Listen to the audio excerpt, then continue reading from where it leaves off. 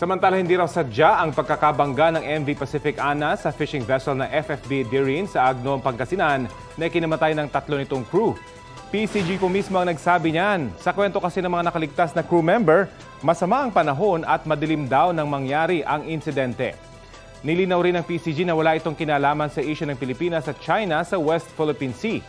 Tumawag na sila sa kanilang Singaporean counterpart kung saan dumaong ang MV Pacific Ana kahapon. Sumulat na rin sila sa Marshall Islands kung saan nakarehistro ang barko para ipagbigay alam ang ginagawang investigasyon. Aminado ang PCG na hindi magiging madali ang proseso na mapanagot ang barko sa nangyari.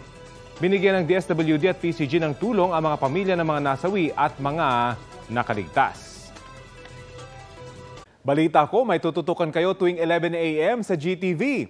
Alamin ang mahalagang balita at impormasyong dapat niyong malaman sa Balita Ko tuwing Lunes hanggang Biyernes. Mag-subscribe din sa GMA Integrated News sa YouTube. Sa mga kapuso abroad, maaari po kaming masubaybayan sa GMA Pinoy TV at www.gmanews.tv.